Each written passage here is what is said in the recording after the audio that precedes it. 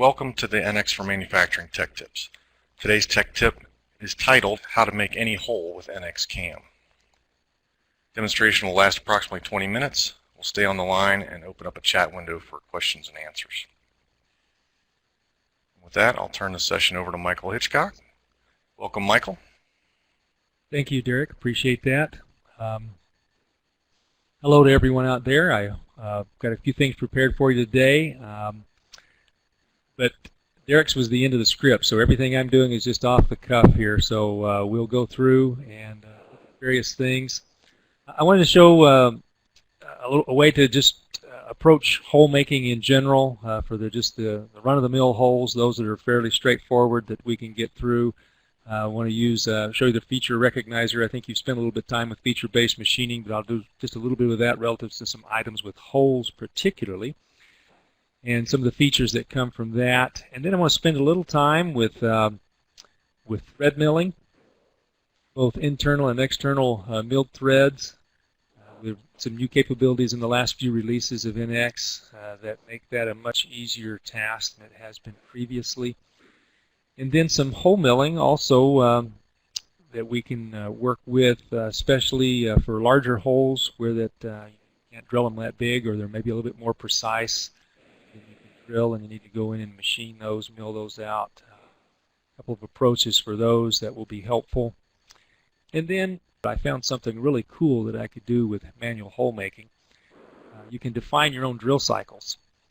And there's a lot of times when you get in a situation where you're trying to cut some feature that's not an out-of-the-box solution, but you know what you want. Just a little bit of customization, you can do some pretty cool things. And so I'll spend a little time going through that as well. If I can get these arrows to work.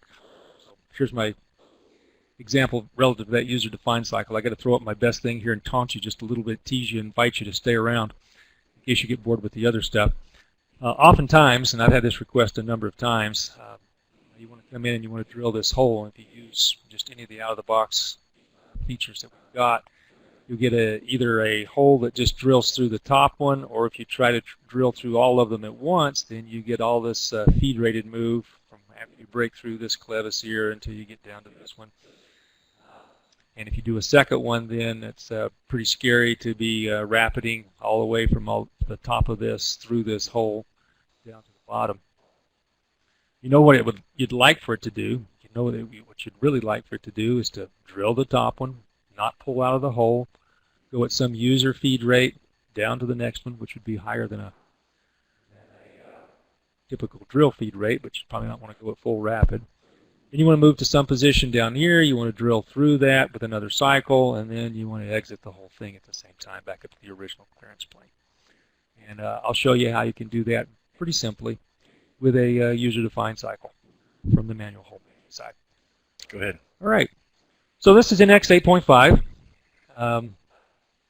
And I'm just going to go in, just taking a part that's got a number of different hole type features on it, some counterboard, some that threaded holes, some large holes, just a variety of these. And we could come in and drill this with the old standard point-to-point. Frankly, that'd be a little bit of work. Selecting the holes wouldn't be too bad because most of them are just on a couple of faces. But going through the process of getting the right spot drill and then coming back and drilling them with the right one, picking all the tools, setting that process up to go through that, deciding what size holes they are. A lot of control, but a little bit of time to do that. So what we would recommend in something like this is to go do it in feature-based. Now I'm going to start from scratch on this because I think there's a couple of best practice items that would be well for everyone to see, and I try to influence everyone out there and show you this again and again. But this is just the part. This is the way it would come to you. This is not the manufacturing part. I really like using the template approach so that we make an assembly. So I'm going to start new, go to manufacturing. This is a metric part, so I'm going to do it in millimeters. And I'm going to use our Machinery Express setup. And it's going to create an assembly for me. And it's going to base it on this part and do that automatically because that's the way the template is set up to go. It brings my part in. And now I have, if I go to the assembly navigator, you see that this part's coming in here. I also have, now, here's one of the very first things I would do. Once I get this in here, I would make me a linked copy of this body.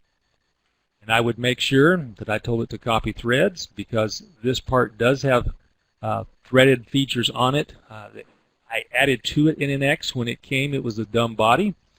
And for the feature-based recognition to be able to know that there's a threaded feature on there, we've got to have something that can. I'll tell it to hide the original and make it associative. That way, if there were any changes to the original model, they would flow through here. And essentially turns off the one from the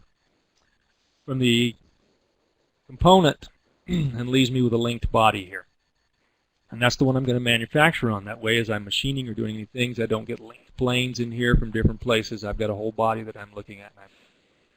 The other thing I'm going to do real quickly is I'm going to bring in some stock. There is a blank out here that I have made, and that would be what this would look like at this point before the holes went in. And so I want to bring that in, so if I want to do material removal, I can see what that looks like as I go along. So I'm just going to bring that in as its own component. As I go into manufacturing over here, first thing I'm going to do, of course, would be to set a coordinate system wherever I'd like to have one.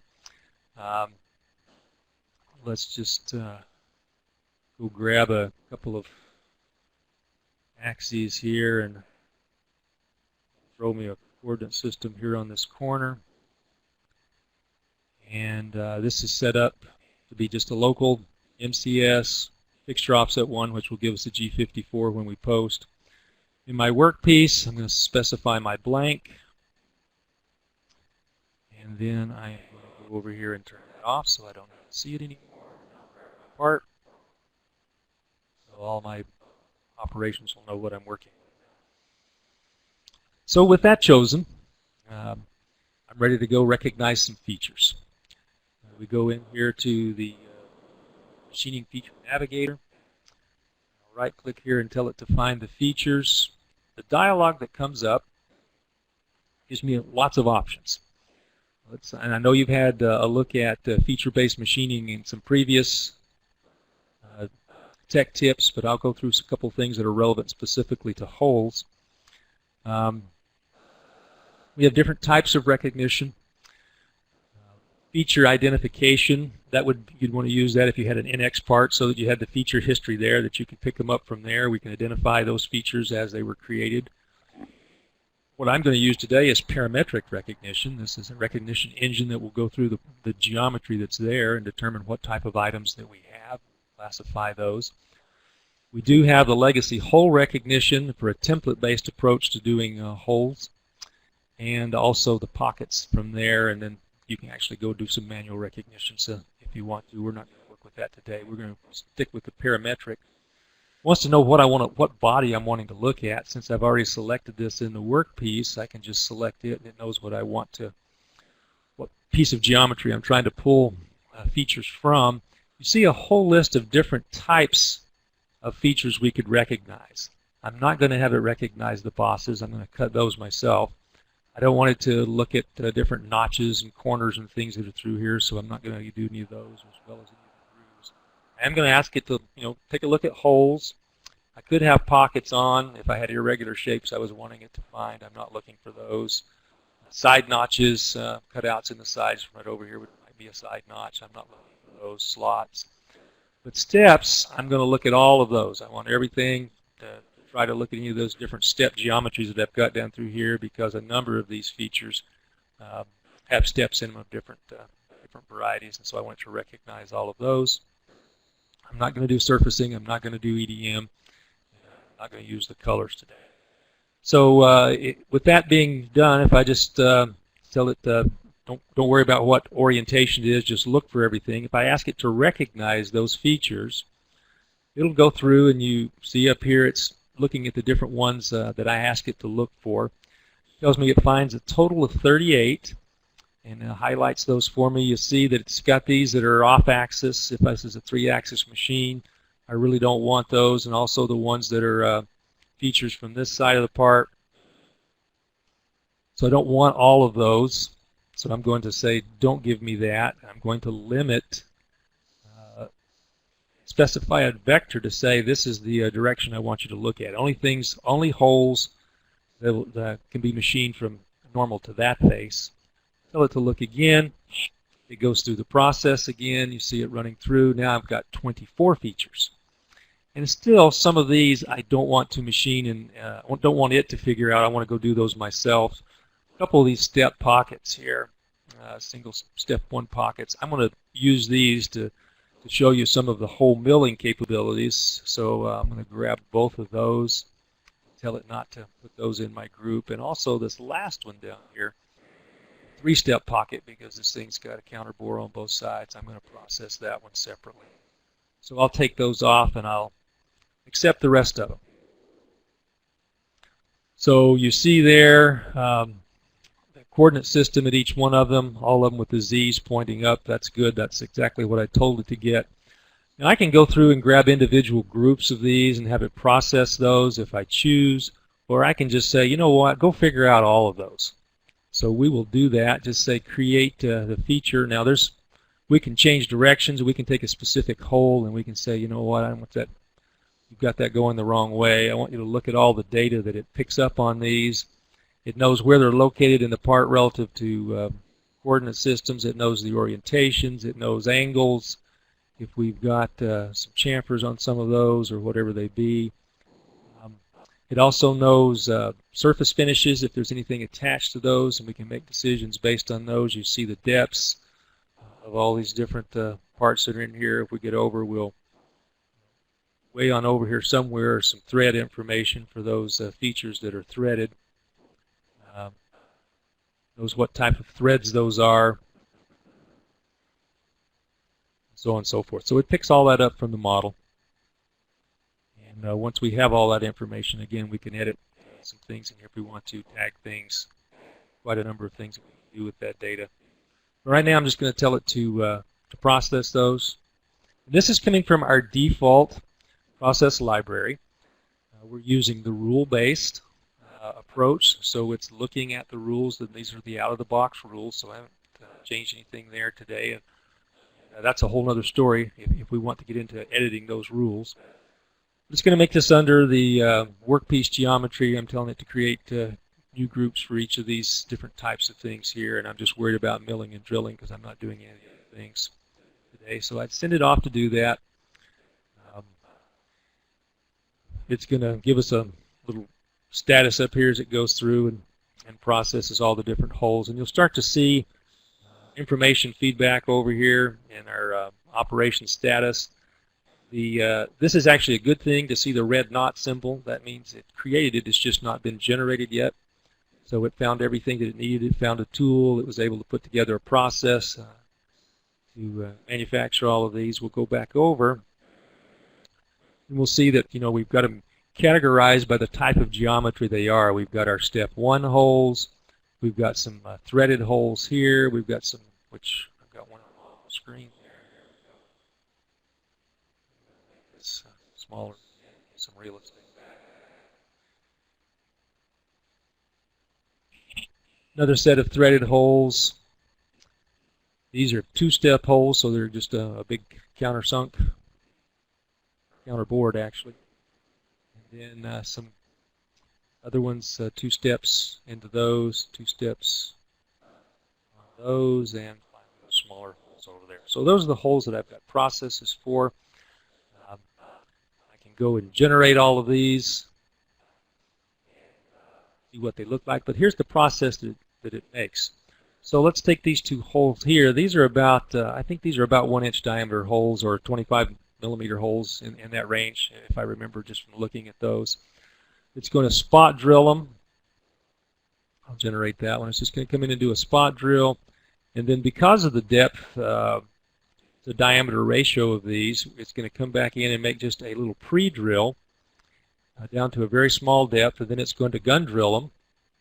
And again, this is what the processes I have defined, and then it's going to come in with a next size larger drill and drill that, and then finally it's going to drill to size.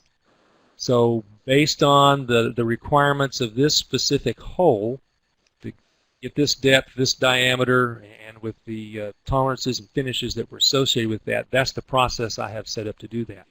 Now as we go down through, we'll see over here that these threaded ones, they're small, they have a different process. We spot them, we drill the inside, and come right back and tap it. So that's pretty straightforward. The next set of ones, because they're larger, has a slightly different process.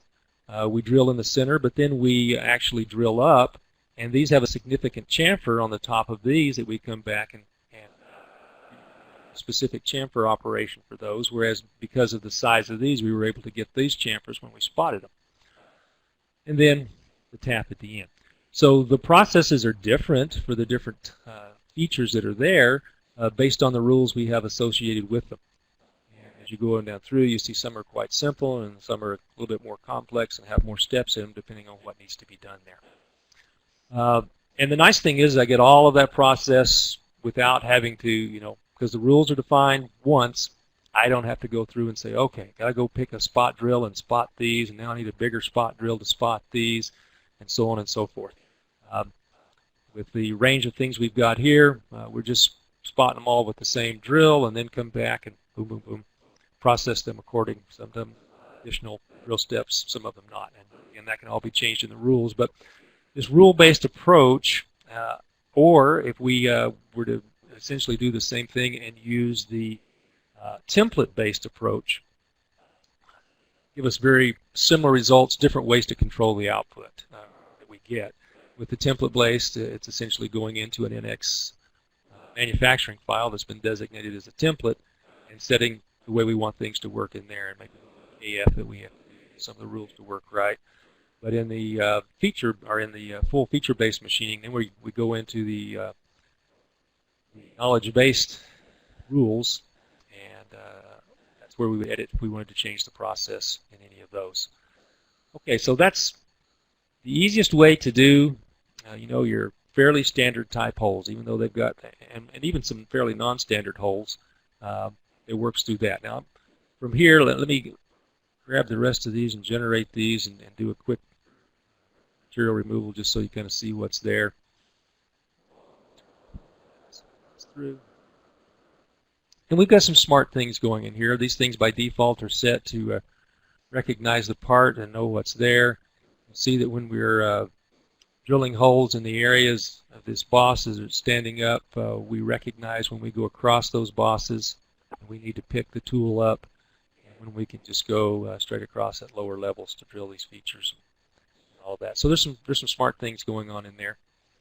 You go over the program group. These guys all wound up. Proper one there to associate them with, but that's easy to take out. And I can change the order, drag and drop these. You just got to be careful that you spot drill it before you gun drill it or whatever. If you want to change the order, that's fine. Get the tools in. But it's just NX operations once you've got them there. And they do recognize that there's some order involved when they come out of the knowledge base. If you start trying to drag, for example, we've got a set down here. If I wanted to pull this counter bore up before this spot drill, it would complain about that. Say, that's not a very smart thing to do. Are you sure you want to do that? And if you're sure you do, you can, but at least it gives you some feedback to say, we think we know what we're doing here, and it could cause a problem for you to counter bore it before you spot and drill it. So a little bit of smarts worked in. So I'm going to grab that group and just tell it to go do a path verify on that. Kind of up here, and I'm going to have to slow this way down. I'll 2D dynamic go as slow as it will, just so you can kind of get a sense of what it's going to do there. So now I've got it just going processing the holes in order. So you see the spots, the drills, the size up. Go down through the processes. You can tell which one is the gun drill, right? That big long button is coming in.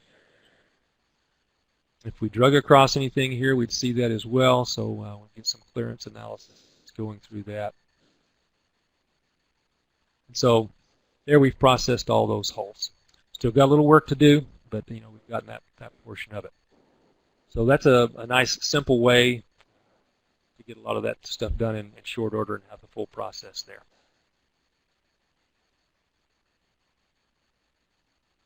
So the next thing I want to do is start looking at some of these larger holes and doing some threading. So I think I had the order reversed in there. I said I was going to talk about thread milling, then I was going to talk about some helical milling. Let's mill the parts down to size, and then we'll come in and thread them. That might be a little bit better approach. So I'm going to create some operations here. Actually, before I do that, when you go in to do the knowledge base stuff, it sets your template to be in the knowledge base. You don't have all the things there. If you want to get back everything else so that you can access everything else in manufacturing like you normally do, just come in here and reset your manufacturing preferences. Go to the configuration tab and reset these back to defaults. And then when you go over here to start your operations, you won't just be in hole making. You'll have all of the different milling operations and things available to you that you're used to seeing. It will be restrained down to just the one. So let's do a little hole milling here first.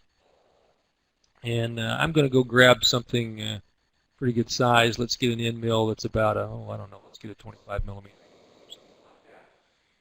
And we'll workpiece and we'll finish. And let's cut this boss here. So in here we determine what we're going to cut. Now we can do this on the fly, and when I do these holes here in a minute, I'll go and select those in a geometry group prior, and you can see essentially the same type control, just where you want to control it. So here we're going to do a boss, and as we select the object, you'll see it picks up the information. It knows the diameter of that feature, it knows the height of that feature. We can overwrite those if we want to. Right now these are saying these are picked up from geometry. If we didn't want to, if we wanted to extend it or shorten it or whatever, we could do that by changing a couple parameters there.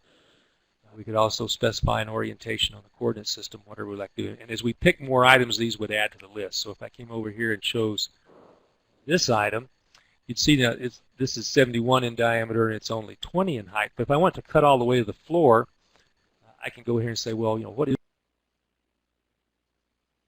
UserDefined, and make it 40. So now we'll cut the entire thing. It won't do the undercut yet. We'll do that in a minute. And so we're going to take a look at these menus here. Our cut pattern is helical. We're going to helix around this. This says, how much blank stock's here. If we say, there's 2 millimeters or whatever, and our axial and radial, we have axial and radial controls on how we want to approach this. So we have an axial depth per revolution. Right now it's set to distance. We can also say a ramp angle. So we can control this by saying, I want you to go at 3 degrees. And then we have a radial. Well, right now we're saying 50% of the tool. If we've only got 2 millimeters of blank, no problem at all. I mean, it's going to cut it all in one time. One other thing that we might want to be real sensitive to is our minimum clearance from the part. We might want to bump that up a little bit. On these, you don't necessarily start from center since we're on the outside. So there, that's a 3-degree ramp. Well, that's way too aggressive. So let's go back and say, let's change that to a distance. Instead of percentage of the tool, I want you to go 3 millimeters per revolution. So now we see, a lot different looking. Run into that. As you look at that, you'll see that we come into the tops, we helix into the top of it, and we work our way down continually in that helix. And that is a helix. If we look at that, our output, you'll see that it's defined as a circle record times, when you see times in some number, that's how many revolutions. And that's going to come out, and if you run that through our posting software, obviously through Post Builder built software, the helical engage is going to, or the helical operation is going to pick that up. Know that according to whatever you've got set in the post processor, to know how to output that, whether you can output an entire helix or just 360 degrees at a time, or whatever the requirements of your specific controller are, and process that. And then you've got circle records to finish up at the bottom, because if you look closely at this, you'll see that after we get all the way to the bottom, then we make a full revolution all the way around it to clear. So lots of controls over how we want to handle those, and work with that, whether we select them individually on the fly or we go and do groups, which is the next thing I'm going to do now. Is I'm going to go over and do a group, go to the geometry view and say what I really want to do here is I want to make some whole boss geometry, and I want to put that underneath the workpiece. And grab a couple of holes. So when I grab that hole, puts a coordinate system there, so I'm at the center, you see the orientation, gives you a size. This is 75, 50, and 45 deep. Grab another hole, and it picks it up and puts it in the list. So the features can have different parameters because we're looking at all that all the way through. We don't really want those to be through. Those are both blind holes. And that simply in our geometry view.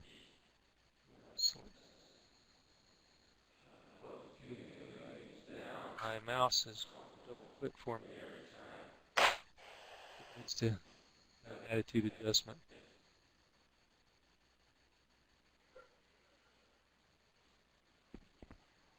Okay, I'll try. Hey, Michael, can you adjust your microphone mic just for about us? has I to think be we're in my starting to teeth lose for some you of to your hear me, I audio. think. Is that better, Derek?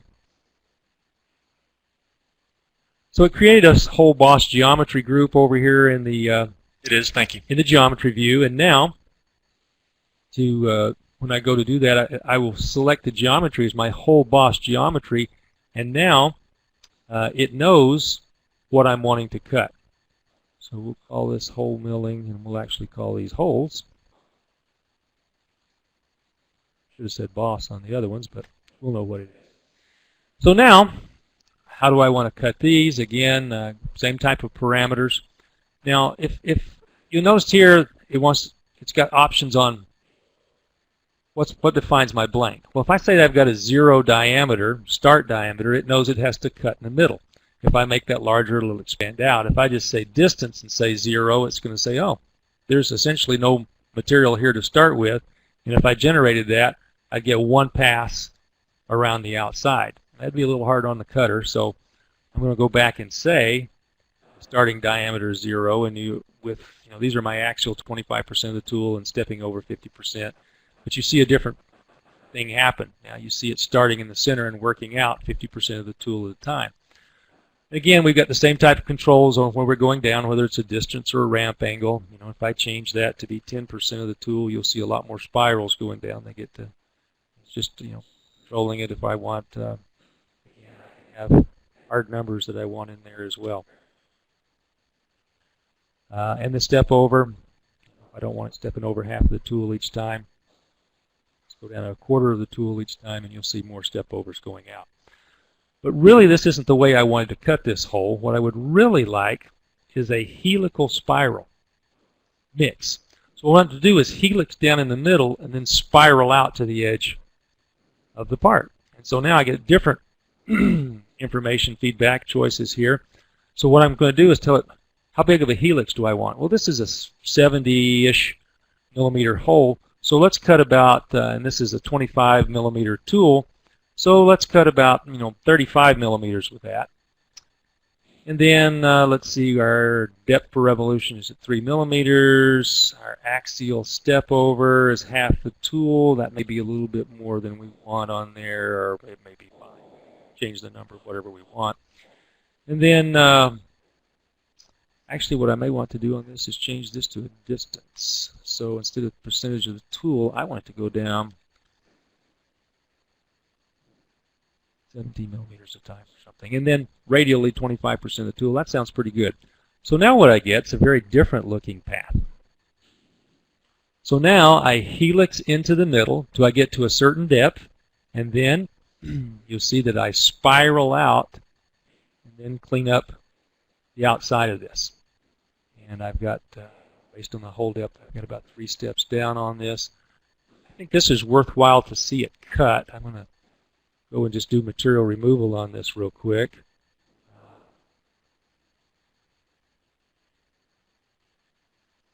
Create the IPW there, and then I'll just let it go. Hopefully it'll go slow enough that you can get a sense of what it's going to do without me having to step it.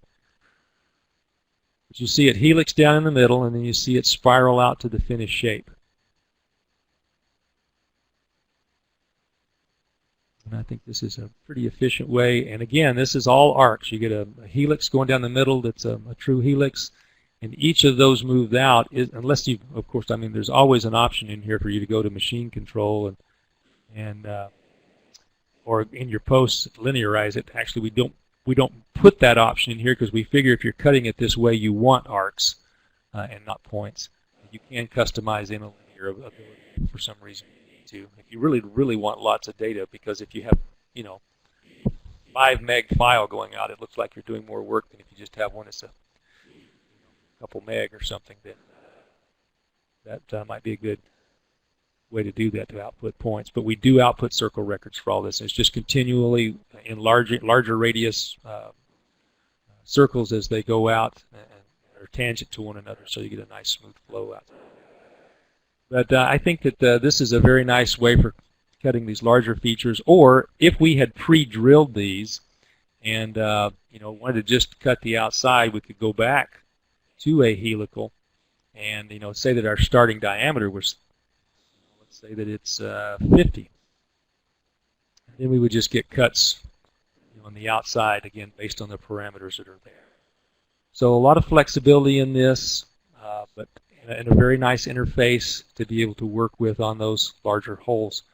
We could, again, do a similar type thing over here with this stepped hole. Let's use just a little. This is a bigger hole. Let's use just a little bit bigger tool. And we can select this one on the. Let's use that hole boss geometry. It's trying to. So let me go back in and select this. Going to do holes. We can select that object. You notice that it says that's 139 diameter, 10 deep. Go to the next one. This is 125, 80 deep, and so this will stop cutting down at the bottom before it gets to this last feature, if that's the way we have it selected. So again, if we want, we can unlock that. Say we want that to be user-defined, and so instead of that depth, we can put in 90. And it will cut all the way to the bottom. So, there's a helix. See 2 separate ones. It knows to cut the top one and then cuts the next one underneath it. And we have blank distance of none. If we go to diameters, then you see it cutting all the way down through. Very flexible way. Again, we have those same options. We can go back to helical spiral or whatever different ways to cut that. But approaching those, we got a number of different ways to get to that, and a real nice way to finish those. Now let's cut some thread. Oh, we got an undercut over here that we need to do. Let's go do that one real quick as well. Using this same hole milling approach. And obviously I should have changed my tool before I went in here, but I can change it anywhere that I want to. I've got a T-slot cutter down here. And if we want to display that, that's just what it looks like. So on this, again, we get to go select some geometry. And this is going to be a boss. Grab it.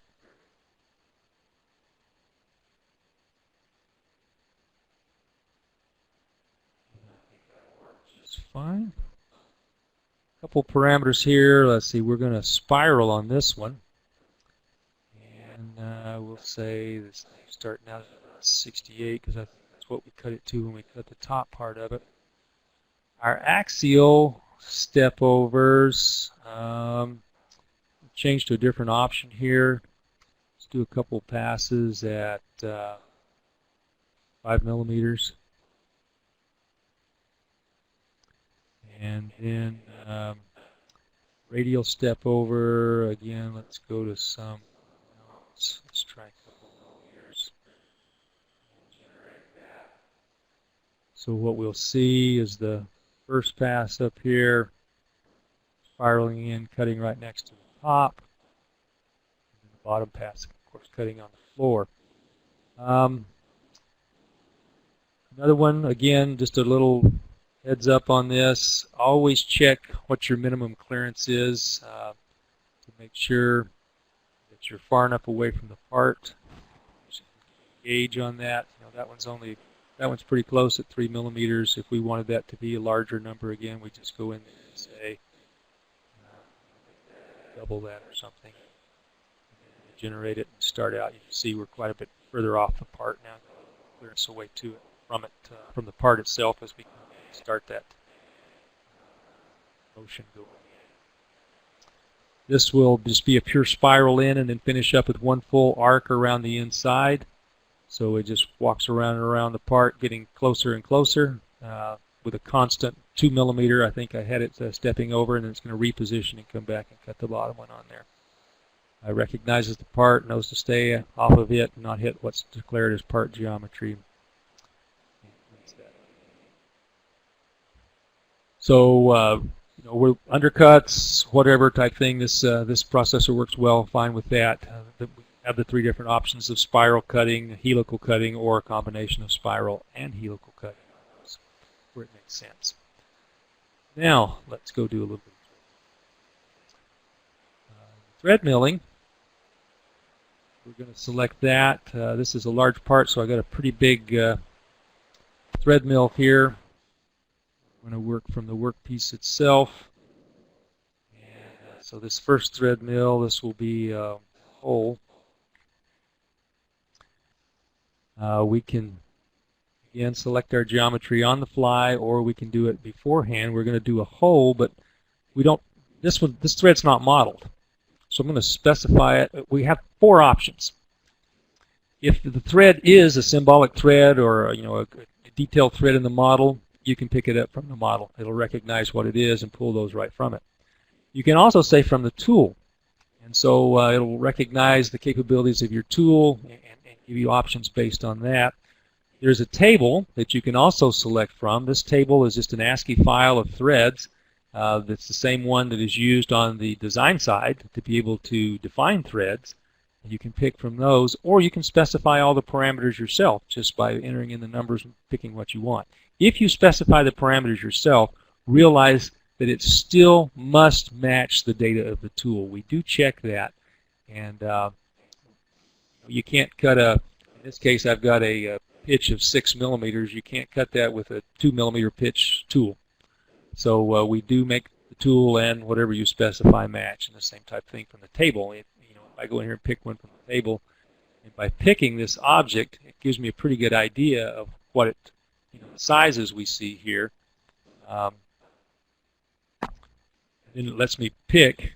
I can do metric fine, metric coarse, or all the different specifications that are there. On this one, since it's there,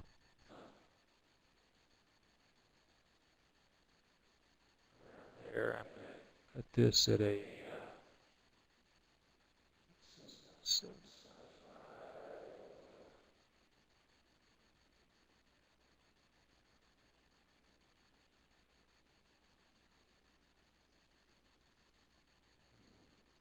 my hole size is a little off, so it's going to do a little extra cutting to get it. I'm cutting it to get to that.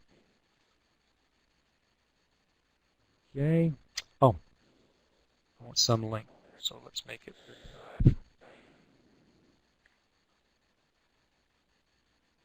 And right now I'm just going to generate it just the way it is, and you'll see that we get a break in the cut because I've got 2 flutes worth of tool. And so it goes as, this thing starts at the bottom, does a revolution, and then comes up and then finishes up.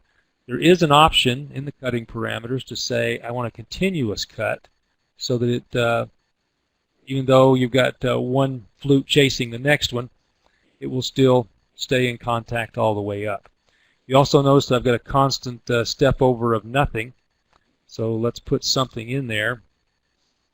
So now that I'm doing a 0.5 millimeter at a time, you see it making the additional cuts it needs to go over through there. There's also other options here. You can have multiple distances that you specify. One very popular one is the % remaining, so that you start at some amount, and then as it goes in, it takes a percentage of that as it goes on through. Right now we're taking 50%. Change that value. Say we want 20% each time. You'll see a lot more passes. Or if we say take 80% each time, you'll see fewer passes. And as it goes on through, you can control the maximum and minimum passes as well. Put a much larger pass here and a little bit larger pass there, and then you see a little different result. It takes really big steps, and as it gets in tight to the bottom, it starts to squeeze on in. So again, how you control those with what the min and the max are. You see the results. There's also the ability to put spring passes on. If you just want to cut the same pass over a couple of times to make sure you get to the final, you can just click that number and have it put whatever you want on those. So it also, not a lot of parameters you need to pick on this. If this is a right-handed thread and we tell it we want to climb cut, it knows to start at the bottom. That's the way it's going to get that. If you want it to start at the top, then you would say conventional cut, and then it would start at the top and go down. So it's smart enough to know what it's doing there with that, so you don't have to have a whole lot of options back and forth and a lot of ways to get in trouble on that one. Stock it if you want to leave stock. You have, and by, again, when you define this, we're picking numbers that are relative to what the information says it should be on all of this, and then letting you go through and do that. You can certainly have these things be whatever you'd like. This is going to cut to an 80 millimeter and so on and so forth, with the minor around 73. And that depth, you can change that depth. You can change all those parameters. You can control all of that on the fly and work with that. Very nice way for thread milling. It works essentially the same way when you do a boss. Oh, I realize I'm getting about out of time. I haven't gotten everything. Works the same way on the boss. So let me go ahead real quick and show you this last thing that I did, which is on working with the clevis. So let me go open that file for you. So this little clevis part. I explained the problem at the beginning. Let me just show you the solution. The solution also involves working a little bit in Post Builder. So if you've not worked in Post Builder, it's time to start learning to do that a little bit. It's not a scary place to be in. I'm going to start Post Builder over here on the side and bring it in just a second. What we want to do is have some control over how we make this work. And so what I've got in here is in creating a manual hole, you select the geometry for that. And then once you get that geometry selected, then you go in and you make your manual hole. And if you're familiar with the hole making, you have the different types of cycles you can choose over here. And this one's got one that you probably won't find in yours, and it's called this clevis drill. And that's because I just made it up because I want to be able to go in and drill this. And the interface for that is simply 3 parameters that I want to pass through. And I'm going to take those into the post processor with these parameters I collect over here from my hole making and make some changes to the way I output the data. I've got a rapid feed rate. That's going to be the feed rate with which I feed between these 2 clevis ears. I've got a distance that it's going to be, and I've got a drill distance for the bottom. So how, from where I stop my rapid. So I've got my, I'm starting essentially 100 thousandths above this hole, just like I'm going to in my regular dialog up here, and I tell it how far I want it to feed through. So those parameters are going to get passed as well. Now I've got the Post Builder over here. I'm going to drag the Post Builder window over so you can see that. In the Program and Toolpath group, we have these canned cycles. And you'll see the information here for the regular cycles that you normally see out of the box. And then when you get to the bottom, you'll see this green one. And that green one's different because I right-click and say I want to create a new user-defined cycle. And that's what I've done right here. I've got a user-defined cycle. It's called clevis drill, which is what you see in the drop-down in NX. You'll see I've defined these 3 parameters. Feed rate parameter, which is an integer value, a rapid distance, which is a real number. You see here I've got a default set up and I've got a variable name. These variable names are important because we're going to pass these to the post. And the values in there that I can then manipulate to change things in the post processor, the output itself. And then my lower drill distance, that's the same thing. With those defined, I then say, here's what to do with a clevis drill. We don't treat it the same way that we treat all the other drills because I can go in and I can tell it just exactly what I want to do. So the first thing I change in this one is my R value is no longer just the rapid position you would normally output. I want to tell it to be a certain distance, so I want it to be the same distance that I feed down to, because when it goes down to the bottom, I don't want it to pull back out. I want it to stay there. So I change the parameter that it pulls in. Then I cancel the cycle after that. Well, it's still there. Then I feed, and this z distance that I give it is the number that I'm taking out of. I do a little calculation, but it's the number that I take out of that Clevis rapid distance that I just picked up over there in my user-defined cycle. So I do a little math there to get the number I want. Then I call out a new cycle with the bottom depth that, again, I've done a little math to get right there, and I set this R value to be the same as that Z value, so it pulls back up to that same point. Once I've completed it, I wrap it all the way back up to my original Z, and then you'll get a G80 to cancel it. So what does that look like when it actually gets posted and comes out? So if I post this now,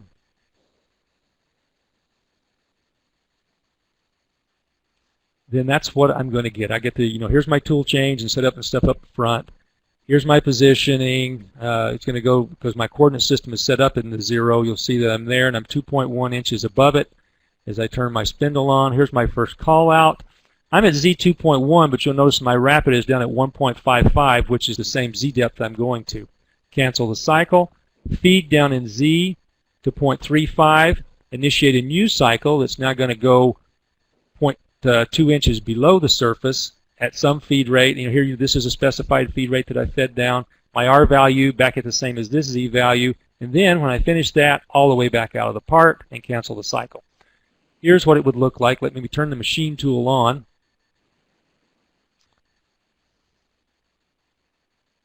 So let's just simulate that real quick so you can see what it would do. I'm going to slow it down just a little. I'm going to let this run till just a second till I get a tool. Whoops, I need to turn this machine code. Right here I want to stop. So now we can get up where we can see this. Slow it all the way down. Watch the things that come through here. This is the one that's highlighted is the one we're about to execute. So here's my first cycle call. It's just going to go down to depth. And then it stops. It doesn't retract back out because the R value has been put down to the same as the Z value as to where it goes down to. And then from here, the cycle's canceled. And then we get a rapid G1. It's not really a rapid. It's a feed-rated move, but it's a fairly fast move. Down to position 100 thousandths away from the next hole. We've never left the hole. The spindle's still turning. We're all still lined up. We don't move X or Y. Then we call out the cycle again to perform this next drill, go drill through, pull back up to that level, come back out of the part, cancel the cycle, and then, we go home. So, I did just kind of a quick and easy way to get that done, but that allows me then, by using these user-defined cycles, to approach a traditional problem in a little different way that gives me a little automation and just allows me to put in a few parameters to do that. Now I realize I've used up way more than my time that I'm supposed to, so that's what I've got to show. Derek, if you want to turn it back over for some questions, I'll try to answer those.